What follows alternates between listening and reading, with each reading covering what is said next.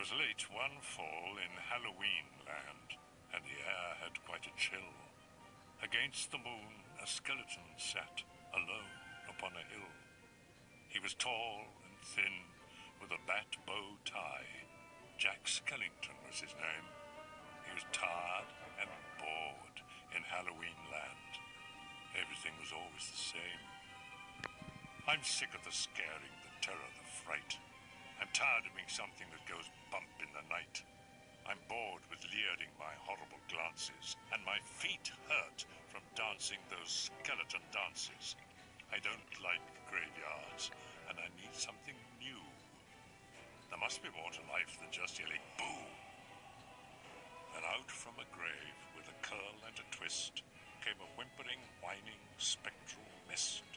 It was a little ghost dog with a faint little bark, and a jack-o'-lantern nose that glowed in the dark. It was Jack's dog, Zero, the best friend he had.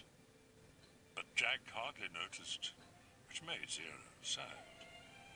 All that night and through the next day, Jack wandered and walked. He was filled with dismay. Then, deep in the forest, just before night, Jack came upon an amazing sight. Not 20 feet from the spot where he stood were 3 massive doorways carved in wood. He stood before them, completely in awe, his gaze transfixed by one special door.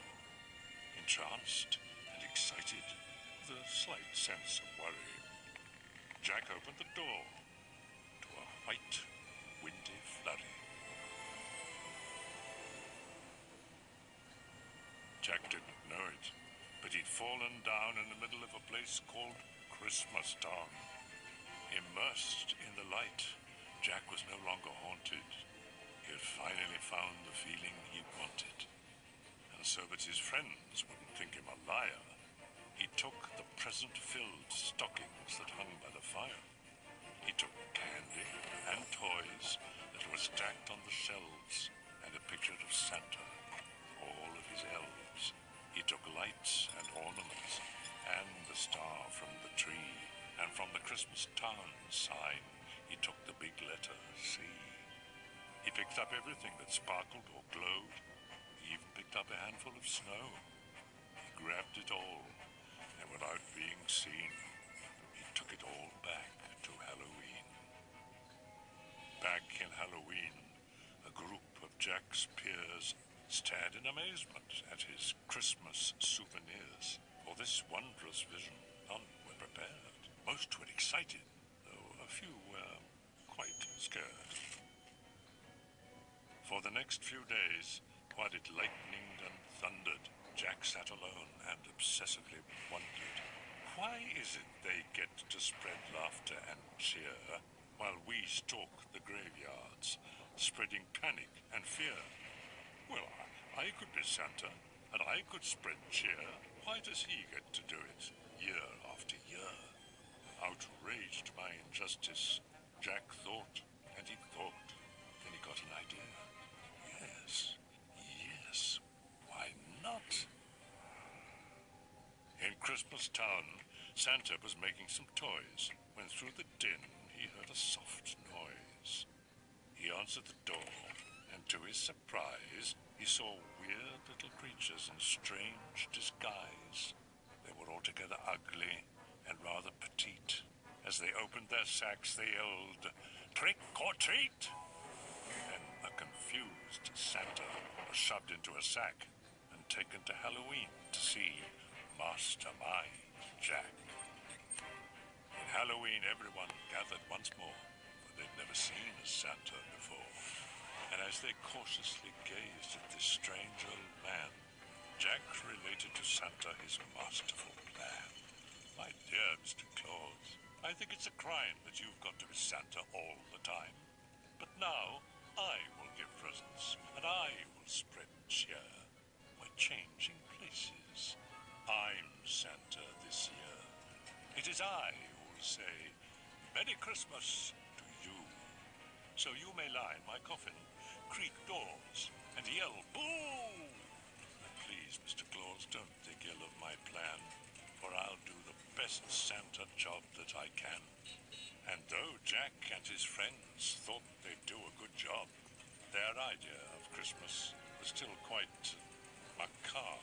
They were packed up and ready on Christmas Eve day when Jack hitched his reindeer to his sleek coffin sleigh.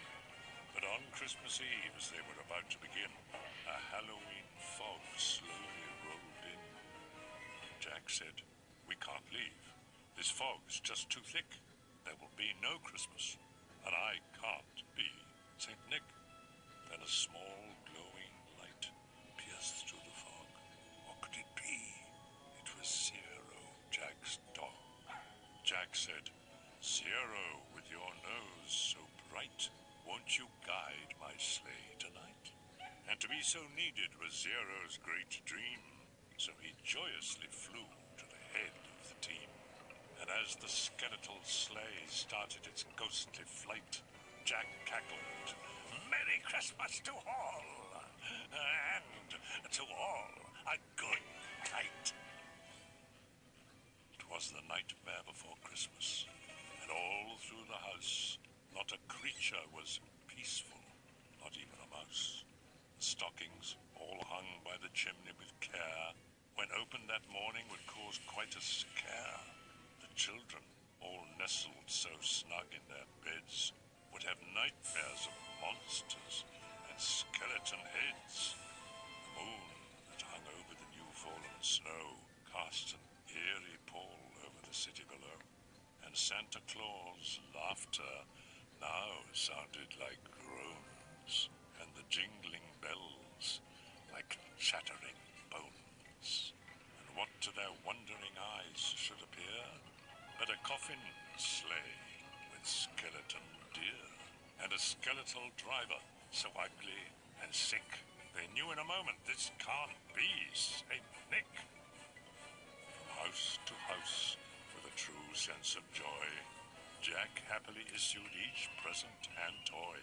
From rooftop to rooftop he jumped and he skipped, leaving presents that seemed to be straight from a crypt. Unaware that the world was in panic and fear, Jack merrily spread his own brand of cheer. He visited the house of Susie and Dave. They got a Gumby and Pokey from the grave. Then on to the home of little Jane Neiman. She got a baby doll possessed by a demon, a monstrous train with tentacle tracks, a ghoulish puppet wielding an axe, a man-eating plant disguised as a wreath, and a vampire teddy bear with very sharp teeth. There were screams of terror, but Jack didn't hear it. He was much too involved with his own Christmas spirit. Jack finally looked down from his dark, starry frights and saw the commotion, the noise, and the light. Why, they're celebrating. It looks like such fun. They're thanking me for the good job that I've done. But what he thought were fireworks meant as goodwill were bullets and missiles intended to kill. Then amidst the barrage of artillery fire, Jack urged Zero to go higher and higher, and away they all flew like the storm of a thistle, until they were hit by a well-guided missile. And as they fell on the cemetery way out of sight, it was heard, "Merry Christmas to all, and to all a good night." Jack pulled himself up on a large stone cross, and from there he reviewed his incredible loss. I thought I could be Santa. I had such belief. Jack was confused and filled with great grief. Not knowing where to turn, he looked toward the sky. Then he slumped on the grave and he started to cry. And as Zero and Jack lay crumpled on the ground, they suddenly heard a familiar sound. "My dear Jack," said Santa, "I applaud your intent. I know wreaking such havoc was not what you meant, and so you are sad and feeling quite blue. But taking over Christmas was the wrong thing to do. I hope you realize Halloween was the right place for you. There's a lot more, Jack, that I'd like to say, but now I must hurry, for it's almost Christmas Day. Then he jumped in his sleigh, and with a wink of an eye he said, "Merry Christmas!" and he bid them goodbye. Back home, Jack was sad, but then, like a dream, Santa brought Christmas to the land